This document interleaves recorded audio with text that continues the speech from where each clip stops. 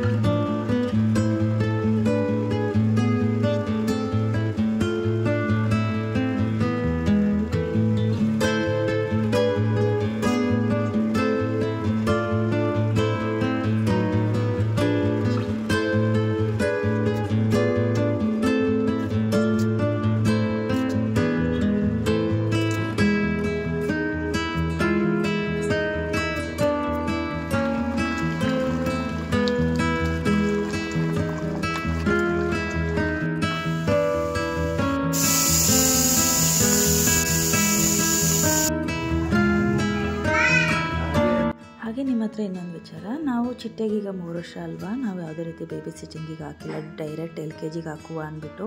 ಇನ್ನೇನು ಮಕ್ಕಳು ಮನೇಲಿ ಕಳೆಯೋ ಕ್ಷಣಗಳಿನ ಕಮ್ಮಿನೇ ಅಲ್ಲ.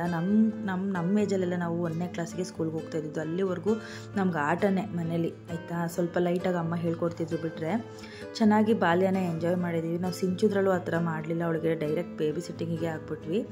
ಹಾಗಾಗಿ ನಾವು ಡಿಸೈಡ್ ಮಾಡಿ ಬೇಬಿ ಸಿಟ್ಟಿಂಗಿಗೆ ಬೇಡ, ನಾವೇ ಮನೇಲಿ ಹೇಳ್ಕೊಡುವ ಈ ವರ್ಷ, ಮುಂದಿನ ವರ್ಷ LKGಗೆ ಹಾಕೋಣ. ಇನ್ನು ಮಗು LKGಗೆ ಹಾಕೋದ್ರಿಂದ ಕಂಟಿನ್ಯೂಸ್ ಆಗಿ ಸ್ಕೂಲ್ ಶುರು ಆಗಿಬಿಡುತ್ತೆ. ಒಂದೇ ಸಮ ಇನ್ನು ಗ್ಯಾಪ್ ಇರೋದೇ ಇಲ್ಲ ಇನ್ನು. ಹಂಗಾಗಿ ಇನ್ನು ಬೇಬಿ ಸಿಟ್ಟಿಂಗ್ ಬದಲಿಗೆ ಮನೇಲೇ ಹೇಳ್ಕೊಡುವ. ಸಂಜೆ ಹೊತ್ತು ಮ್ಯಾಮ್ ಕೂಡ ಬರ್ತಾರಲ್ಲ ನಮ್ಮ ಮನೆಗೆ, ಅವರು ಬೇಬಿ ಸಿಟ್ಟಿಂಗ್ LKG UKGಗೆ ಟೀಚರ್ ಆಗಿರೋದು.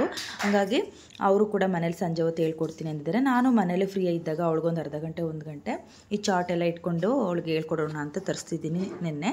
ಅದನ್ನು ಕೂಡ ಹಾಕಿದ್ದೀನಿ. ಕೆಳಗಡೆ ಹಾಕಿದ್ರೆ ಅರ್ಧ ಬಿಡ್ತಾಳೆ ಅಂದ್ಬಿಟ್ಟು ಹಾಗೆ ಇನ್ಸ್ಟಾಗ್ರಾಮ್ ಸ್ಕ್ರೋಲ್ ಮಾಡುವಾಗ ನಾನೊಂದು ವೀಡಿಯೋನ ನೋಡಿದೆ, ಮಕ್ಕಳು ಬಗ್ಗೆ ನಾವು ಬೇಗ ಸ್ಕೂಲಿಗೆ ಸೇರಿಸೋದ್ರಿಂದ ಏನೆಲ್ಲ ಪ್ರಾಬ್ಲಮ್ ಆಗುತ್ತೆ ಅಂತೇಳಿ. ಅದು ನೋಡಿ ನಾನು ಇನ್ಸ್ಪೈರ್ ಆಗಿ ಅವಳಿಗೆ ಬೇಬಿ ಸಿಟ್ಟಿಂಗ್ ಕ್ಯಾನ್ಸಲ್ ಮಾಡಿ LKG ಹಾಕುವ, ಇದೊಂದು ವರ್ಷ ಮನೇಲೇ ಇರಲಿ, ಶಿಶುವಾರಕ್ಕೂ ಕಳಿಸೋದು ಬೇಡ, ನಾನೇ ಮನೇಲಿ ಹೇಳ್ಕೊಡೋಣ ಅಂತ ಅಂದ್ಕೊಂಡು ಡಿಸೈಡ್ ಮಾಡಿದ್ದು. ಮಕ್ಕಳಿಗಿಂತ ಟ್ರೈನಿಂಗ್ ಪೇರೆಂಟ್ಸ್ಗೆ ಜಾಸ್ತಿ ಬೇಕಾಗಿದೆ ಈಗ. ಅವರು ಅಬ್ಸೆಷನ್, ಮಕ್ಕಳನ್ನ ಹಾರ್ಸ್ ಕುದುರೆ ಇದ್ದಂಗೆ ಓಡು ಓಡು ಓಡು ಓಡು ಅಂತ. ದಯವಿಟ್ಟು ಓಡಿಸ್ಬೇಡಿ. ಮಕ್ಕಳು ಬಾಲ್ಯ ಎಂಜಾಯ್ ಮಾಡಲಿ. ಅವರು ಮತ್ತೇನು ಅವ್ರು ಏನಾಗಬೇಕು ಅನ್ನೋದು ಬಹಳ ಕಷ್ಟ ಇಲ್ಲ. ಅವ್ರ ಮನಸ್ಸಲ್ಲಿ ತುಂಬಿ ಅದ್ರಲ್ಲಿ ಏನಾಗಬೇಕು ಅಂತಾರೋ ಅವಕಾಶಗಳನ್ನು ಕೊಡಿ. ತಲೆ ಮೇಲೆ ಕೂತ್ಕೊಂಡು ಓದಿ ಏನು ಮಾಡ್ತಾರೆ ಪಾಪ ಮಕ್ಕಳು. ಈಗ ಸಣ್ಣದೊಂದು ಮಣ್ಣಿನ ಗುಡ್ಡೆ ಮಾಡಿ ಅದ್ರ ಮೇಲೆ ಒಂದು ದೊಡ್ಡ ಕಲ್ಲು ಹೇರಿದ್ರೆ ಏನಾಗುತ್ತೆ, ಹೊಡೆದು ಹೋಗುತ್ತೆ. ಅದೇ ಕಲ್ಲಿನ ಮೇಲೆ ಮಣ್ಣು ಹೆಂಟೆ ಏನಾಗಲ್ಲ. ಮೊದಲು ಮನುಷ್ಯನ ಗಟ್ಟಿ ಮಾಡೋಣ ಅವ್ರ ಹುಡುಗರನ್ನ. ಅದರಿಂದ ಪೇರೆಂಟ್ಸ್ ಹೇಳೋದು ಇಷ್ಟೇನೆ, ನಿಮ್ಮ ಮಗು ಬೇಕೋ ಮಾರ್ಕ್ಸ್ ಕಾರ್ಡ್ ಬೇಕು, ಮಗು ಮುಖ್ಯ ನಿಮಗೆ. ಅದರಿಂದ ಮಗು ಬಗ್ಗೆ ಕಾಳಜಿ ಮಾಡಿ, ಅವನ ಅವಶ್ಯಕತೆಗಳನ್ನು ನೋಡಿ, ಆ ಮಗು ಏನ್ ಅಪೇಕ್ಷೆ ಮಾಡುತ್ತೆ ನೋಡಿ. ಕೆಲವೊಂದ್ಸಲ ನಾವು ನನಗಾಗಲಾರ್ದಂತದ್ದೆಲ್ಲ ಮಕ್ಕಳ ಮೇಲೆ ಹಾಕ್ತಿವಿ. ನಮ್ಮ ಮನೇಲಿ ಯಾರು ಡಾಕ್ಟರ್ ಇಲ್ಲಪ್ಪ, ನೀನ್ ಡಾಕ್ಟರ್ ಆಗೋ, ಏನ್ ಕರ್ಮ ನಮ್ದು, ಅವನ್ಯಾಕಾಗಬೇಕು ಡಾಕ್ಟರ್, ಅವ್ನು ಏನಾಗ್ತಾನೋ ಆಗ್ಲಿ. ನಾ ಹೇಳ್ತೀನಲ್ಲ, a good painter is far better than a bad doctor. ಆಗ್ಲಿ, ಏನ್ ತೊಂದ್ರೆ ಇಲ್ಲ. ಆ ಮಗು ಮನಸ್ಸಲ್ಲಿ ನೋಡ್ಕೊಂಡು ಮಾಡಿ ಅಂತ. ಚಿತ್ರದಲ್ಲಿ ಮಾಡಿದ ತಪ್ಪನ್ನ ಚಿಟ್ಟೆದ್ರಲ್ಲಿ ಮಾಡೋದು ಬೇಡ ಅಂತ ಅವಳಿಗೆ ಆರಾಮಾಗಿ 3 ವರ್ಷ ಮನೇಲೆ ಕಳೀಲಿ, LKGಗೆ ಡೈರೆಕ್ಟಾಗಿ ಹಾಕ್ಬಿಡೋಣ. ಈಗ LKG UKG ಓದಲೇಬೇಕು ಅಂತ ರೂಲ್ಸ್ ತಂದಿರೋದ್ರಿಂದ ಹಾಕ್ಲೇಬೇಕು, ಹಂಗಾಗಿ ಹಾಕ್ತೀವಿ. ಈ ವರ್ಷ ಮನೇಲೆ ನನ್ನ ಕೈಲಿ ಆದಷ್ಟು ಅವಳನ್ನ ಪ್ರಿಪೇರ್ ಮಾಡೋಣ ಅಂತ ಅಂದ್ಬಿಟ್ಟು ಚಾರ್ಟ್ ಎಲ್ಲ ತಂದಿದ್ದೀನಿ, ಸ್ಲೇಟ್ ತಂದು ಕೊಟ್ಟಿದ್ದೀನಿ. ಇನ್ನು ಪಾಠ ಶುರು ಮಾಡಿಸ್ತೀವಿ, ಮ್ಯಾಮ್ ಸಂಜೆ ಹೊತ್ತು ಹೇಳ್ಕೊಡ್ತೀನಿ ಅಂತ ಹೇಳಿದ್ದಾರೆ. ಹಾಗೆಯೇ ನಾನು ಕೂಡ ಮನೇಲಿದ್ದಾಗ ಅವಳಿಗೆ ABCD 1 2 3 ಎಲ್ಲ ಹೇಳ್ಕೊಡ್ತಾ ಇದ್ದೀನಿ. ಹಾಗೆ ನಾನು ವಿಡಿಯೋನ ರನ್ ಮಾಡ್ತಾ ನಾನು ಒಂದು ಮುದ್ದೆನ ಎಷ್ಟು ನೀರು ಹಾಕಿ ಹಸಿಟ್ಟು ಹಾಕಿ ಮಾಡ್ತೀನಿ ಅಂತಲೂ ಶೇರ್ ಮಾಡಿದ್ದೀನಿ. ಒಂದು ಮುದ್ದೆ ಮೇಲೆ ಒಂದು ಸಣ್ಣದಾಗಿ ಆಗುತ್ತೆ. ನಮ್ಮ ಮನೆಗೆ ನನಗೆ ಮತ್ತು ದೇವರಾಜ್ ಇಬ್ಬರೇ ಆದರೆ ಇಷ್ಟು ಮಾಡ್ಕೊತೀನಿ ಅಳತೆ ಪ್ರಮಾಣದಲ್ಲಿ. ತುಂಬ ಮೃದುವಾಗಿ 1 ಗಂಟೆ ಇಲ್ದಾಗ ಮಾಡ್ಕೊಬೋದು, ಕೆಳಗಡೆ ಕುತ್ಕೋಬೇಕು ಅಂತಲೂ ಇಲ್ಲ. ಹಾಗಾಗಿ ನಾನೊಂದು ಚಿಕ್ಕ ಪಾತ್ರೆ ಇಟ್ಕೊಂಡಿದ್ದೀನಿ, ಅದಕ್ಕೆ ಅಳತೆ ಪ್ರಕಾರನೇ ಮಾಡ್ಕೊತೀನಿ ನಾನು.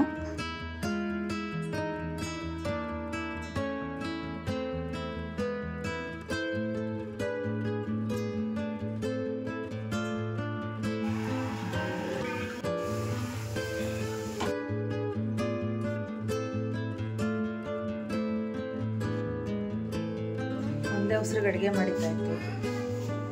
ಸಾಂಬಾರು ಬೇಯಿಸ್ತಾ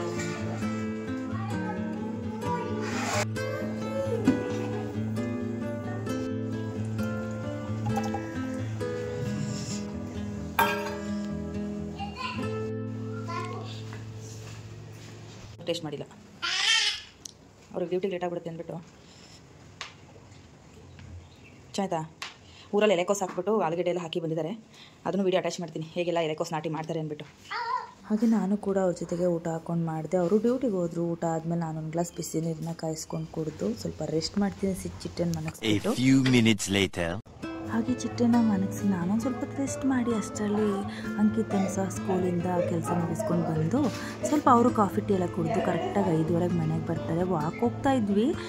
ಇವತ್ತು ಮಳೆ ಬರೋ ಕಾರಣ ಸ್ವಲ್ಪ ಲೈಟಾಗಿ ಮಳೆ ಬರ್ತಾಯಿತ್ತು. ಇನ್ನು ವಾಕ್ ಮಾಡಿಕೊಂಡು ಪಟಾರ್ ಅಂತ ಬರೋಕ್ಕಾಗಲ್ಲ ಮಳೆ ಬಂದರೆ ಅಂತೇಳಿ ನಮ್ಮನೆ ಮಾಡಿ ಮೇಲೆ ಇನ್ನು ಸಂಜೆ ಹೊತ್ತು ಎಕ್ಸಸೈಸ್ ಮಾಡಿಬಿಡುವ, ಇನ್ನು ಮಳೆ ಟೈಮು ವಾಕ್ ಹೋಗ್ತೀವಿ ಅಂದರೆ ಆಗೋದಿಲ್ಲ, ಯಾವುದಾದ್ರೂ ಒಂದು ರೀತಿ ಫಿಸಿಕಲ್ ಆ್ಯಕ್ಟಿವಿಟೀಸ್ ಮಾಡುವ ಅಂದ್ಬಿಟ್ಟು ನಾನು ಸಿಂಚು ಮತ್ತು ಅಂಕಿತ ಅವ್ರ ಸ್ಕೂಲಲ್ಲಿ ಹೇಳ್ಕೊಡೋಂಥ ಕೆಲವೊಂದು ಈಸಿಯಾಗಿ ಮನೇಲೇ ಮಾಡುವಂಥ ಎಕ್ಸಸೈಸ್ಗಳನ್ನೆಲ್ಲ ಮಾಡ್ಕೋತಾ ಇದ್ವಿ. ನನಗೆ ಗೊತ್ತಿರೋದನ್ನು ಮಾಡ್ತಿದ್ದೆ, ಹಾಗೆ ಅವ್ರು ಹೇಳ್ಕೊಡೋದು ನೋಡಿಕೊಂಡು ಸಹ ಮಾಡ್ತಾಯಿದ್ದೆ.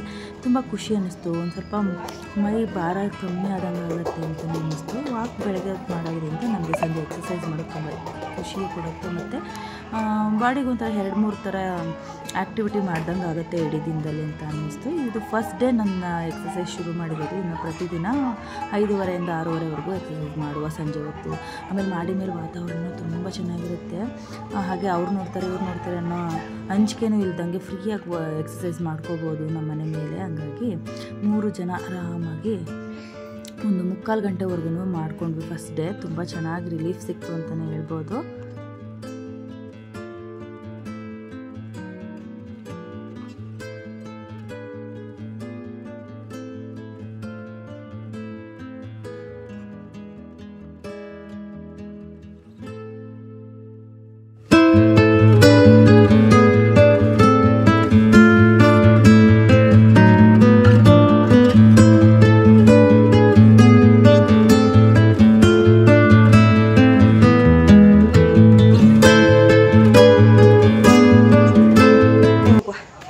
ರಿಲಯನ್ಸ್ ಮಾರ್ಟ್ಗೆ ಹೋಗಿ ಸ್ವಲ್ಪ ಸೌತೆಕಾಯಿ ತರಬೇಕು. ಫೈಬರ್ಗೆ ಏನಿಲ್ಲ, ತರಕಾರಿ ಎಲ್ಲ ಖಾಲಿಯಾಗಿದೆ.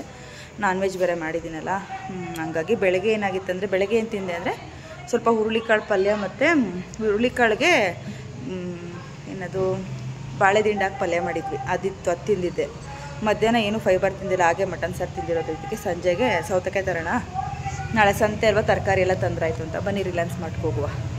ಹಾಗೆ ಸ್ವಲ್ಪ ನನಗೆ ಗ್ರಾಸರೀಸ್ ಕೂಡ ಖಾಲಿ ಆಗಿತ್ತು, ಅದು ಬೇಕಿತ್ತು. ದೇವರಾಜ್ ಫೋನ್ ಮಾಡಿದ್ದಕ್ಕೆ ಅಮೌಂಟ್ ಹಾಕಿದ್ರು ಫೋನ್ಪೇಲಿ, ತೊಗೊಂಡು ಬಂದುಬಿಡು ಹೆಂಗೆ ಹೋಗ್ತಾ ಇದೆಯಲ್ಲ ಅಂತ. ನನಗೆ ಹೊರ್ಗಡೆ ಎಲ್ಲ ತೊಗೊಳೋದ್ಕಿಂತ ರಿಲಯನ್ಸ್ ಮಾರ್ಟಲ್ಲಿ ಸ್ವಲ್ಪ ನಮಗೆ ವರ್ತ್ ಅನಿಸುತ್ತೆ ಪ್ರೈಸ್ ಅಂತ ಹೇಳಿ ನಾನು ಅಲ್ಲೇ ತೊಗೊಂಡ್ಬರೋಣ ಅಂತ ಎಲ್ಲ ಲೀಸ್ಟ್ ಮಾಡ್ಕೋತಾ ಇದ್ದೆ. ಹಾಗೆ ಇವರು ಕೂಡ ಸ್ಕೂಲಿಂದ ಬಂದು ಇನ್ನೇನು ಕೆಲಸ ಇರಲ್ಲಲ್ವಾ, ಹಂಗಾಗಿ ಅಮ್ಮನ ಮನೆ ಭಾಗನೇ ಅಲ್ವಾ, ಚೆನ್ನಾಗಿ ಅಡ್ಜಸ್ಟ್ ಆಗಿದ್ದಾರೆ. ಅವಳಿಗೂ ಮತ್ತು ಬಾಡಿನ ಫಿಟ್ಟಾಗಿ ಇಟ್ಕೋಬೇಕು, ಆರೋಗ್ಯವಾಗಿರಬೇಕು ಅನ್ನೋ ಒಂದು ಭಾವನೆ ಇದೆ. ಹಂಗಾಗಿ ಅಕ್ಕ ವಾಕ್ ಮಾಡುವ, ಅಕ್ಕ ಎಕ್ಸಸೈಸ್ ಮಾಡುವ ಅಂತ ನನಗೆ ಮೋಟಿವೇಶನ್ ಮಾಡ್ತಾ ಇರ್ತಾಳೆ. ನನಗೆ ಅವಳು ಸಿಕ್ಕಿರೋದೊಂಥರ ಖುಷಿನೇ. ಆ್ಯಕ್ಚುಲಿ ಜೊತೆಗಿಲ್ಲ ಅಂತ ಹೇಳ್ಬಿಟ್ಟು ನಾನು ಎಲ್ಲೂ ಹೊರಗಡೆ ಹೋಗ್ತಿರ್ಲಿಲ್ಲ ವಾಕಿಂಗಿಗೆ, ಮನೇಲಿ ಮಾಡ್ತಾ ಇದ್ದೆ ಅಲ್ವಾ. ಈಗ ಆರಾಮಾಗಿ ಅವರೆಲ್ಲ ಜೊತೆಗೆ ಸಿಗ್ತಾರೆ ಅಂದರೆ ಇನ್ನು ಖುಷಿಯಾಗಿ ವಾಕಿಂಗ್ ಮಾಡ್ಬೋದು. ಅವ್ರೇನಾರ ಬರ್ದಿರೋ ದಿನ ಮನೇಲಿ ಥ್ರೆಡ್ಮಿಲಲ್ಲಿ ವಾಕ್ ಮಾಡೋಣ ಅಂತ ಅಂದ್ಕೊಂಡಿದ್ದೀನಿ. ಈಗ ಒಂದು 5 ನಿಮಿಷ ಬಿಸಿಲು ಮಳೆ ಬಂತು, ನೋಡಿದ್ರೆ ಕಣ್ಮುಂದೆ ಕಾಮನ ಬಿಲ್ ಬಂದುಬಿಡ್ತು. ತುಂಬ ಖುಷಿ ಆಯ್ತು. ಅದೊಂದು ವೀಡಿಯೋ ಕ್ಯಾಪ್ಚರ್ ಮಾಡಿಕೊಂಡು ನಾವೇನೋ ರಿಲಯನ್ಸ್ ಮಾರ್ಟ್ ಕಡೆ ಹೊರಟ್ವಿ.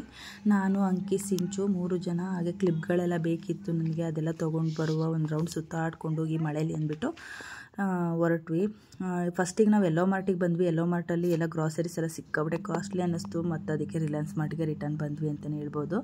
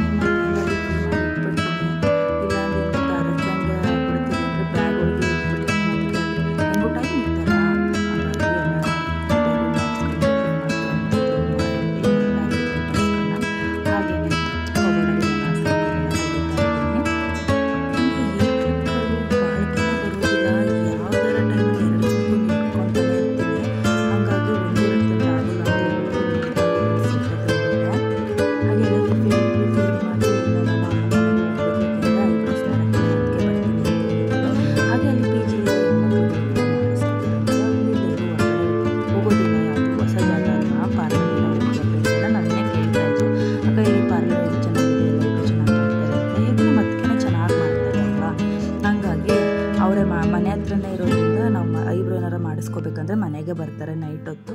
ಕೆಲಸ ಎಲ್ಲ ಮುಗಿಸಿ ಬಂದು ಒಂದು ಸ್ವಲ್ಪ ಹೊತ್ತು ಕೂತಿದ್ದು ನಮಗೆ ಎಷ್ಟು ಜನ ಇರ್ತೀವಿ, ನಮ್ಮ ಅಕ್ಕ, ನಾನು, ನಮ್ಮಮ್ಮ, ಹಿಂಗೆಲ್ಲ ಒಂದು 3-4 ಜನ ಆಗಿಬಿಡ್ತೀವಲ್ಲ, ಅವ್ರು ಆರಾಮಾಗಿ ಮಾತಾಡಿಕೊಂಡು ಒಂದು ಅರ್ಧ ಗಂಟೆಲಿ ಎಲ್ಲರಿಗೂ ಐಬ್ರೋಸ್ ಮಾಡ್ತಾರೆ. ತುಂಬ ಚೆನ್ನಾಗಿ ಕಲ್ತಿದ್ದಾರೆ ಈ ಪಾರ್ಲರ್ ಕೆಲಸ ಅಂತಲೇ ಹೇಳ್ಬೋದು. ಚನ್ನರಾಯಪಟ್ಟಣ ಸುತ್ತಮುತ್ತ ಇರೋರು ಅವ್ರನ್ನ ಕಾಂಟ್ಯಾಕ್ಟ್ ಮಾಡ್ಬೋದು. ಮತ್ತು ಬೇರೆ ಬೇರೆ ಊರುಗಳಿಗೂ ಸಹ ಬಂದವರು ಈ ರೀತಿ ಮದುವೆ ಫಂಕ್ಷನ್ಸ್ಗಳಿಗೆಲ್ಲ ಮೇಕಪ್ ಆಗಿರ್ಬೋದು, ಸ್ಯಾರಿ ಡ್ರಾಪಿಂಗ್ ಎಲ್ಲನೂ ಮಾಡ್ತಾರೆ.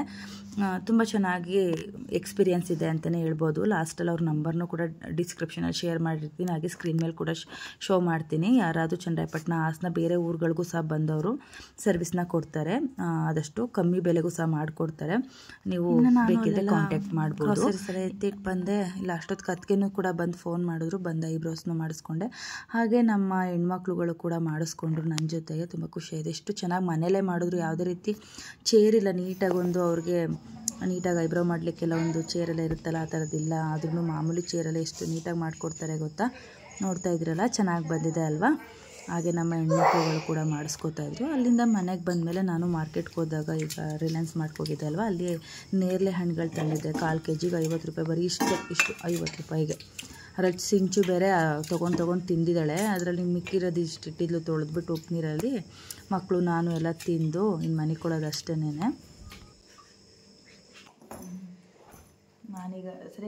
ನಾನೀಗ ಊಟ ಏನು ಮಾಡ್ತಾಯಿಲ್ಲ. ಮಧ್ಯಾಹ್ನ ರೆಡ್ ಮೀಟ್ ತಿಂದಿದ್ದಲ್ವ, ಅಷ್ಟು ಡೈಜೆಸ್ಟ್ ಆಗಿಲ್ಲ. ಸೊ ಹಾಗಾಗಿ ಸ್ವಲ್ಪ ಅಕ್ಕನ ಮನೆ ಸೊಪ್ಪಿನ ಪಲ್ಯ ತಿಂದೆ. ಹಾಗೆ ಅಮ್ಮನ ಮೇಲೆ ಸ್ವಲ್ಪ ಎಲೆಕೋಸು ಪಲ್ಯ ತಿಂದಿದ್ದೀನಿ ಅಷ್ಟೇ. ಅದು ಬಿಟ್ಟರೆ ಕಾಪ್ಸು ಪ್ರೋಟೀನ್ ಏನೂ ಮುಟ್ಟಿಲ್ಲ. ಈಗ ಒಂದು ಸ್ವಲ್ಪ ಹಣ್ಣು ತಿಂದು ಮನ್ಗೋದಷ್ಟೇ. ಸ್ವಲ್ಪ ಇವತ್ತಿನ ವ್ಲಾಗ್ ನೋಡಿದ್ರಲ್ಲ, ಒಂಥರ ಚೆನ್ನಾಗಿತ್ತು ಅಂತ ಅನಿಸುತ್ತೆ, ಅಂದ್ಕೊಂಡಿದ್ದೀನಿ ನಾನು ಕೂಡ. ನಿಮಗೂ ಇಷ್ಟ ಆದರೆ ಒಂದು ಲೈಕು ಸಬ್ಸ್ಕ್ರೈಬ್ ಮಾಡಿ, ಇನ್ಸ್ಟಾಗ್ರಾಮಲ್ಲಿ ಫಾಲೋ ಮಾಡಿ.